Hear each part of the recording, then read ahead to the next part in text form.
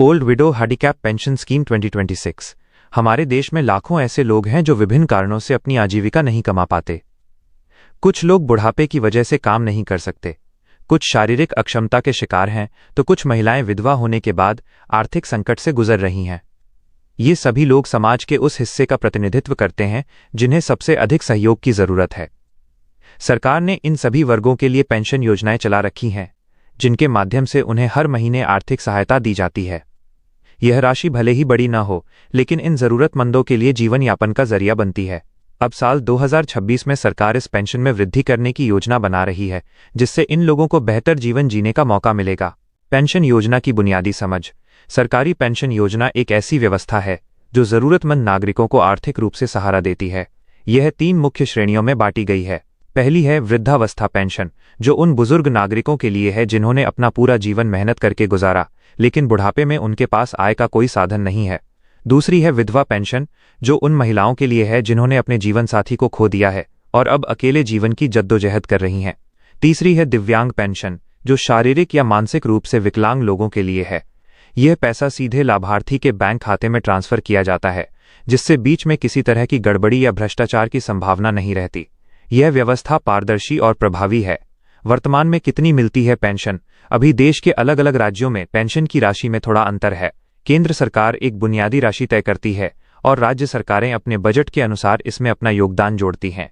ज्यादातर राज्यों में बुजुर्ग नागरिकों को लगभग 3,000 रुपये महीना मिल रहा है। कुछ राज्यों में ये राशि 3,500 तक भी पहुंच जाती है। विधवा महिलाओं को भी इसी के आसपास की रकम मिलती है। दिव्यांग लोगों की स्थिति को देखते हुए उन्हें 3 से 5,000 रुपये के बीच पेंशन दी जाती है, लेकिन आज की महंगाई को देखते हुए ये राशि बहुत कम लगती है। दवाइयों, खाने पीने की चीज़ों और रोज़मर्रा की ज़रूरतों में ही ये पैसा खर्च हो जाता है। बुजुर्गों को नियमित जांच और दवाओं की ज़रूरत होती है जो महंगी होती हैं, इसलिए काफ़ी समय से मांग हो रही थी कि इस राशि में इजाफा किया जाए। कितना बढ़ सकता है पेंशन का अमाउंट? सरकार ने इन सभी वर्गों की समस्याओं को गंभीरता से लिया है और पेंशन बढ़ाने पर सक्रिय रूप से विचार कर रही है। विभिन्न बैठकों और चर्चाओं के बाद एक प्रस्ताव तैयार किया गया है। इस प्रस्ताव के अनुसार मौजूदा पेंशन में 1,500 से 2,000 रुपये की बढ़ोतरी हो सकती है।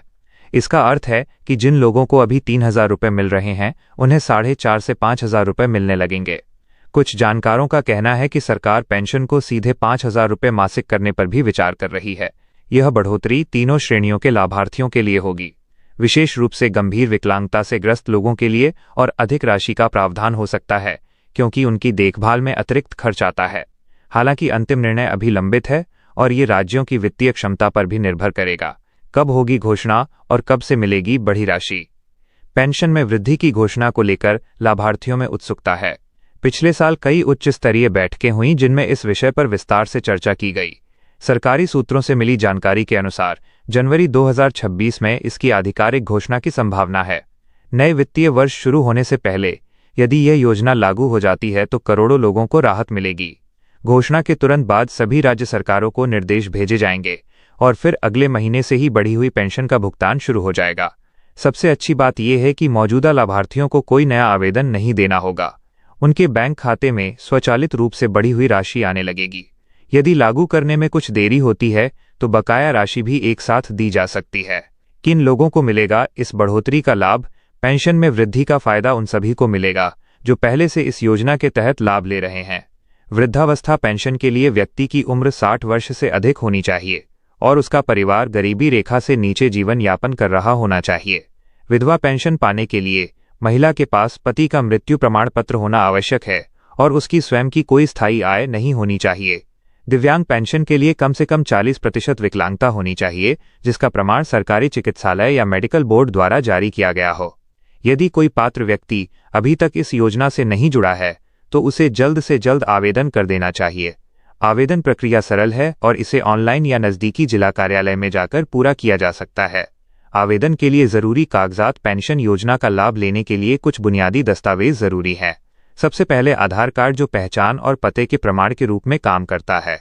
बैंक खाते की पासबुक या कैंसिल चेक ज़रूरी है क्योंकि पेंशन सीधे इसी खाते में जमा होगी। उम्र के प्रमाण के लिए जन्म प्रमाण पत्र, स्कूल सर्टिफिकेट या राशन कार्ड में से कोई एक दस्तावेज चाहिए। विधवा पेंशन के मामले में पति का मृत्यु प्रमाण पत्र अनिवार्य है। दिव्यांग श्रेणी के लिए विकलांगता प्रमाण पत्र, जो सरकारी अस्पताल या मेडिकल बोर्ड से जारी हो, बेहद जरूरी है। आय प्रमाण पत्र भी चाहिए जो यह दर्शाता हो कि व्यक्ति की वार्षिक आय सीमित है। 2 पासपोर्ट साइज फोटो भी साथ रखने होते हैं। सभी दस्तावेज स्पष्ट और पढ़ने योग्य होने चाहिए।